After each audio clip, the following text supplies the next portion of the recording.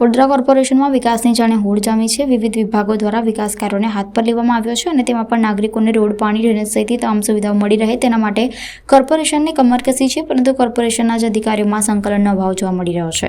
જેમાં પરિવાર ચારસા નજીક આવેલા સાંઈબાબા મંદિરથી નીલાંબર બંગલા સુધી 24 લાખ ઉપરાંતના ખર્ચે રોડ બનાવવામાં આવ્યો હતો, પરંતુ હાલમાં જ 1 વર્ષ બાદ ચોમાસા પૂર્વે જાગ્યું હતું અને પાણી પુરવઠા વિભાગ અને પાણી લાઈન નાખવાનું હાથ પર લીધું હતું, પરંતુ અધિકારીઓ જે તે સમયે રોડ બનતા પહેલા આ કામગીરી નહીં કરતા હાલમાં જ્યાં લાઈન નાખે છે તે રોડ સાઈડમાં ચરી પુરાણ બેસી જતા નાગરિકોને હાડ મારી વેઠવાનો વખત આવ્યો છે અને હવે ચોમાસા સુધી લાઈન પર ફરી રોડ બનાવવાનું માત્ર સપનું જ રહેશે। જે પણ કામ થશે તે ચોમાસા બાદ થશે અને તે પણ હવે પેચ વર્ક જ કરવામાં આવશે તેવું સ્પષ્ટ લાગી રહ્યું છે।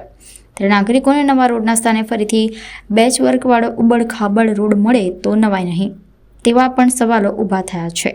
તો બીજી તરફ સ્થાનિક નાગરિકે કોર્પોરેશન અધિકારીઓ સામે આક્ષેપો કર્યા હતા। કૈલાસધામ સોસાયટીમાં રહું છું હું, મારું રોડ પરનું જ મકાન છે અને આ વરસાદ પહેલા 3 મહિના બી નથી થયા અને લાઈનો નાખી, રોડની આખી પથારી ફેરવી નાખી, રોડ લેવલ બી જતું રહ્યું અને ખાબોચિયામાં પડાય છે અહીંયા પાણી અને આડેધડ કોર્પોરેશન કામ કરી રહી છે અને એક જીવતો જાગતો ઉદાહરણ છે, નમૂનો છે આ।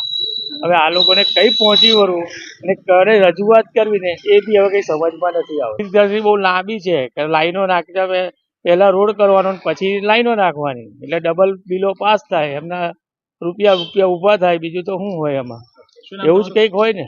મિલન।